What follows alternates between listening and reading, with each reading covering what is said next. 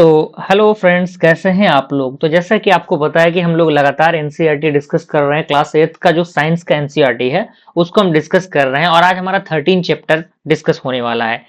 और आपको पता है कि इस सीरीज में हम लोग कंसेप्ट के साथ साथ जो इसके एमसीक्यू है, मल्टीपल चॉइस क्वेश्चंस जो हैं उनको भी डिस्कस कर रहे हैं, जो कि आपके कॉम्पिटेटिव एग्जामिनेशन के लिए काफी इंपॉर्टेंट है। तो 13 चैप्टर जिसका नाम है ध्वनि, जिसे हम लोग साउंड बोलते हैं। लेकिन उससे पहले अगर आपने प्लेलिस्ट को एक्सेस नहीं किया तो I must humble request to all of you, please access the playlist. Okay, link will also provide in the description box. चलिए स्टार्ट करते हैं। ध्वनि क्या होता है? साउंड। तो ध्वनि एक प्रकार की ऊर्जा है, यानी ध्वनि क्या है? साउंड एक प्रकार का क्या है? एनर्जी है, ऊर्जा है। ध्वनि का उत्पन्न होना कंपन यानी वाइब्रेशन के कारण होता है। यानी ध्वनि किसके कारण उत्पन्न होता है? वाइब्रेशन के कारण। जो कंपन होता है ना, उसके कारण जो साउंड है वो क्या होता है? उत्पन्न होता है। जब कोई वस्तु कंपन करती है तो ध्वनि उत्पन्न होती है। यानी जब भी कोई वस्तु वाइब्रेट करती है तो उस वाइब्रेशन के दौरान क्या होती है? एक ध्वनि उत्पन्न होती है, साउंड उत्पन्न होती है। जैसे घंटी, आपने देखा होगा घंटी जब हम बजाते हैं तो एक वाइब्रेशन आपको दिखाई दे रहा होगा वहां पे। ढोलक का जब हम बजाते हैं तो आपने देखा होगा, अगर एक बार हम पीट देते हैं उसको तो थोड़ा सा वाइब्रेट करता है वो। उस वाइब्रेशन की वजह से ही जो साउंड है वो जनरेट होता है। गिटार का तार हो गया, उसको अगर हम एक बार, मान लीजिए एक तार को हम स्पिन कर रहे हैं तो आप देखेंगे कि उसमें एक अजीब सी कंपन होती है। तो उसके कारण ही जो ध्वनि है वो क्या होती है? उत्पन्न होती है, साउंड जो है वो निकलता है। अब ध्वनि का संचरण की हम बात करें, यानी प्रोपोगेशन ऑफ साउंड, यानी कहाँ कहाँ साउंड जो है वो चल सकता है। तो ध्वनि को चलने के लिए माध्यम की आवश्यकता होती है। जैसे कि आपको पता है कि ध्वनि बिना माध्यम की, बिना मीडियम के चल ही नहीं सकती। ध्वनि ठोस, द्रव और गैसों में चल सकती है। यानी ध्वनि 3 जगहों पे, ठोस, द्रव और गैसों में क्या होती है? चल सकती है। और निर्वात यानी वैक्यूम में जो ध्वनि है वो नहीं चल सकती। क्लियर हुआ? अब यहाँ पे आता है कंपन यानी वाइब्रेशन। जब वस्तु का तेजी से आगे पीछे हिलना कंपन कहलाता है। यानी किसी भी वस्तु का आगे पीछे हिलना क्या कहलाता है? तेजी से हिलना, वो कंपन कहलाता है, यानी वाइब्रेशन कहलाता है। अब यहाँ पे हमारा है ध्वनि तरंग यानी साउंड वेव। तो ध्वनि तरंग, ध्वनि एक प्रकार का अनुदैर्ध्य तरंग है, यानी लॉन्गिट्यूडनल जो आपका वेव है वो है। और वे ये जो है वो अनुदैर्ध्य तरंग के रूप में जो ध्वनि है वो चलती है। और इसमें संपीड़न यानी कंप्रेशन और विरलन यानी रेफ्रेक्शन होता है। ध्यान रखिएगा, जो ध्वनि होती है उसके अंदर संपीड़न, कंप्रेशन एंड रेफ्रेक्शन जो होता है वो होता है। ठीक है। अब ध्वनि की विशेषताएं की हम बात करें तो यहाँ पे आकृति, आवृत्ति यानी फ्रीक्वेंसी, यानी प्रति सेकंड कंपन की जो संख्या होती है, यानी हर सेकंड जितना कंपन होता है उसी को उसकी आवृत्ति कहते हैं, जिसे म्यू से हम रिप्रेजेंटेट करते हैं। ठीक है ना। और इसका ऐसा ही मतलब क्या होता है? हर्ट्ज होता है। और इसका जो एडजेट्स हम क्या करते हैं? इसको डिनोट करते हैं। आयाम की मैं बात करूं, एम्पलीट्यूड की, तो कंपन की अधिकतम दूरी, यानी जितना दूरी तक कंपन होता है वही उसका क्या होता है? आयाम होता है। और आयाम अधिक तो ध्वनि तेज होगा। अगर आयाम अधिक होगा तो ध्वनि क्या होगा? वो भी तेज होगा। अब यहाँ पे आता है तीव्रता, जिसे हम लोग लाउडनेस बोलते हैं। तो ध्वनि की तेजी, यानी कितना तेज जो ध्वनि है वो जनरेट हो रहा है, आयाम पर निर्भर करती है। यानी जो आपका तीव्रता है, जो लाउडनेस है, वो आपके एम्पलीट्यूड पे डिपेंड करती है। ठीक है। अब यहाँ पे आता है पिच, जिससे हम लोग काफी ज्यादा इसको सुनते होंगे, इस वर्ड को। ध्वनि की ऊंचाई या तीक्ष्णता, यानी सबसे हाईएस्ट पीक जो होता है ध्वनि का, ऊंचाई और जो तीक्ष्णता। और ये किस पे डिपेंड करता है? ये आवृत्ति पे, यानी जो आपका फ्रीक्वेंसी है इस पे ये क्या करता है? डिपेंड करता है। अब हमारा आता है श्रव, अश्रव्य और अतिश्रव्य, यानी वैसे जिसको हम सुन सकते हैं, जिसको नहीं सुन सकते, और जो कहीं ना कहीं हमारे लिए काफी, कह सकते हैं, हानिकारक है। तो मनुष्य के लिए 20 हर्ट्ज से लेके 20,000 हर्ट्ज तक की ध्वनि जो है वो बेहतर होती है। और मनुष्य इन्हीं रेंज के ध्वनि को क्या कर सकता है? सुन सकता है।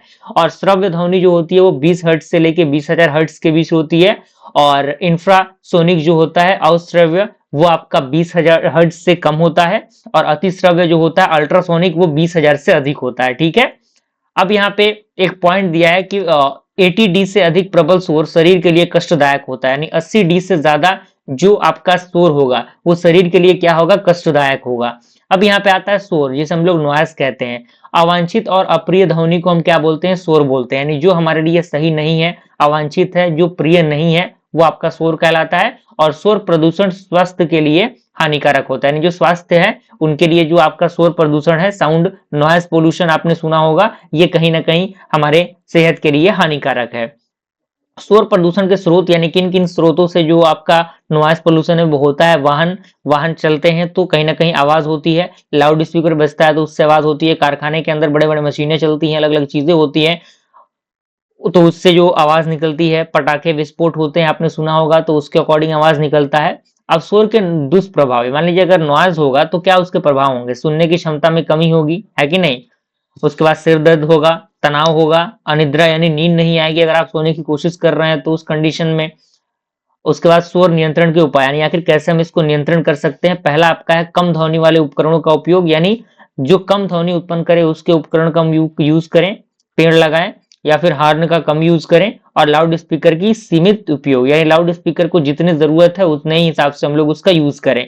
ध्वनि का परावर्तन यानी रिफ्लेक्शन ऑफ साउंड की बात करें तो ध्वनि कठोर सतह से टकराकर वापस लौटती है, यानी जो भी आपका साउंड होता है वो एक हार्ड जो सरफेस होता है उससे टकरा कर क्या होती है, वापस लौट जाती है, और इससे प्रतिध्वनि उत्पन्न होती है जिसे हम लोग इको बोलते हैं, ठीक है। और प्रतिध्वनि सुनने के लिए कम से कम 0.1 सेकेंड का अंतर होना चाहिए, ठीक है ना, यानी इसके बीच का जो ड्यूरेशन का डिफरेंस होना चाहिए वो 0.1 सेकेंड का होना चाहिए। महत्वपूर्ण कुछ तथ्य दिए गए हैं। ध्वनि कंपन से क्या उत्पन्न होती है, सॉरी, ध्वनि कंपन से उत्पन्न होती है, ध्वनि निर्वात में नहीं चलती, ध्वनि अनुदैर्घ्य तरंग होती है, और आवृत्ति का ऐसा ही मात्रक हर्ट्ज होता है, तीव्रता आयाम पर निर्भर करती है। कुछ महत्वपूर्ण पॉइंट जो कि आपको याद रखने, संपीड़न, विरलन, प्रतिध्वनि, शोर प्रदूषण, और जो आपका श्रव्य सीमा होता है, ये आपको याद रखने हैं, ठीक है। तो ये पूरे कंसेप्ट थे।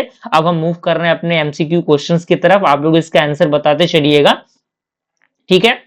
यहाँ पे कह रहा है कि ध्वनि किसके कारण उत्पन्न होती है, बिल्कुल इसका सही जवाब क्या होगा, ऑप्शन नंबर बी होगा, कंपन के कारण। दूसरा हमारा क्वेश्चन कह रहा है कि ध्वनि एक प्रकार की है, क्या है, ऊर्जा है, ठीक है। मैंने अभी पहले पॉइंट में ही आपको बताया था कि ध्वनि एक प्रकार का क्या है, ऊर्जा का रूप है। तीसरा क्वेश्चन कह रहा है कि ध्वनि के संचरण के लिए आवश्यक आवश्यक है, क्या आवश्यक है, माध्यम। आपको पता है कि बिना माध्यम के ध्वनि चल नहीं सकती, एक मीडियम की आवश्यकता होती है। ध्वनि निर्वात में नहीं चल सकती, मैंने बताया अभी पॉइंट में आपको कि निर्वात में ध्वनि चल ही नहीं सकती, यानी ऑप्शन नंबर बी हो जाएगा, ठीक है। ध्वनि किस रूप में चलती है, बिल्कुल अनुदैर्घ्य तरंग के रूप में चलती है, ठीक है ना, अनुदैर्घ्य तरंग, ऑप्शन नंबर बी हो जाएगा। प्रति सेकंड कंपन की संख्या को हम क्या बोलते हैं, आवृत्ति बोलते हैं। मैंने बताया था ना कि जो प्रति सेकंड होता है वो आपका आवृत्ति होता है, तो म्यू यानी हर्ट्ज इसका सही यूनिट होता है, तो इसका ऑप्शन नंबर सी हो जाएगा। आवृत्ति का ऐसा ही मात्रक हर्ट्ज, इस में तो कोई दिक्कत होनी ही नहीं चाहिए, ये तो गलत होना ही नहीं चाहिए। आयाम अधिक होने पर ध्वनि क्या होगा, आयाम अधिक होने पर ध्वनि भी क्या होगा, तेज होगा, ध्यान दीजिएगा। ध्वनि की ऊंचाई या तीक्ष्णता क्या कहलाती है, पिच कहलाती है, पिच। पिच निर्भर करती है किस चीज पे, पिच किस पे निर्भर करती है, चलिए अगर आपको अंदाजा नहीं है तो हम आके देख लेते हैं। यहाँ पे पिच, यहाँ पे हमने अभी डिस्कस किया था कि पिच किस पे निर्भर करती है, पिच आवृत्ति पर निर्भर करती है। तो जो भी चीज मैं पढ़ा रहा हूँ टू द पॉइंट आपको चीजों में पढ़ा रहा हूँ, तो इसका ऑप्शन नंबर बी हो जाएगा। और मनुष्य के लिए 20 से लेके 20,000 हर्ट्ज तक रहता है, ऑप्शन नंबर बी हो जाएगा। और 20 से कम ध्वनि क्या होता है, 20 से कम ध्वनि क्या होता है, अति होता है, ठीक है ना। और यहाँ पे आता है 20,000 से अधिक, तो ये आपका क्या होता है, यहाँ पे 20,000 से अधिक, देखिए यहाँ पे हमने बताया ना कि 20,000 से अधिक रहेगा तो अति श्रव्य होगा, और 20 से कम होगा तो ये क्या होगा, अवश्रव्य होगा। यहाँ पे थोड़ा सा आप लोग करेक्ट करिएगा, यहाँ पे 20 से कम है तो ये अवश्रव्य होगा, ऑप्शन नंबर सी, और ये क्या होगा आपका अति श्रव्य होगा, ऑप्शन नंबर बी।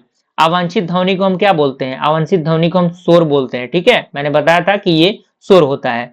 शोर प्रदूषण से क्या क्या हो सकता है, सिर दर्द हो सकता है, इस ऑप्शन के अनुसार ऑप्शन नंबर बी होगा। ध्वनि तरंग में होते हैं, क्या होते हैं, संपीड़न और विरलन, ध्यान दीजिएगा, ठीक है। ध्वनि का प्रवर्तन क्या कहलाता है, ध्वनि का प्रवर्तन क्या कहलाता है, प्रतिध्वनि कहलाता है, ठीक है ना। प्रतिध्वनि सुनने के लिए न्यूनतम समय अंतर क्या होना चाहिए, मैंने बताया था कि 0.1 सेकंड का अंतर इसके अंदर होना चाहिए। इको, इको मैंने टर्म बताया था ना आपको, 0.1 सेकंड। ध्वनि किस माध्यम में सबसे तेज चलती है, तो ध्वनि किस में तेज चलती है सबसे, ठोस में जो ध्वनि है वो ज्यादा तेज चलती है, ठीक है ना। ढोलक की आवाज किसके कारण होती है, कंपन के कारण होती है, ऑप्शन नंबर बी हो जाएगा। तीव्रता निर्भर करती है किस चीज पे, तीव्रता किस पर निर्भर करती है, बिल्कुल आवृत्ति पे। शोर नियंत्रण के लिए क्या है, पेड़ काटे जाएं कि पेड़ लगाए जाएं, तो पेड़ लगाए जाएं, ठीक है ना। ध्वनि नहीं चल सकती किस में, निर्वात में नहीं चल सकती, ऑप्शन नंबर डी होगा, ठीक है। ध्वनि आवृत्ति वाली ध्वनि पिच क्या कहलाती है, अधिक आवृत्ति वाली क्या कहलाती है, अधिक आवृत्ति वाली पिच होती है, क्या होती है, अधिक होती है, ठीक है। अगला क्वेश्चन हमारा दिया हुआ है कि ध्वनि तरंग है, क्या है, ध्वनि तरंग एक प्रकार का अनुदैर्घ्य तरंग है, ठीक है, ऑप्शन नंबर बी। कंपन का अर्थ क्या होता है, आगे पीछे हिलना, मैंने बता ही था आपको। शोर प्रदूषण से क्या होता है, क्या होता है, अनिद्रा यानी नींद नहीं आती है हमें, ठीक है, ऑप्शन नंबर ए। हर्ट्ज किसका मात्रक है, आवृत्ति का ऐसा ही मात्रक है, ऑप्शन नंबर सी हो जाएगा।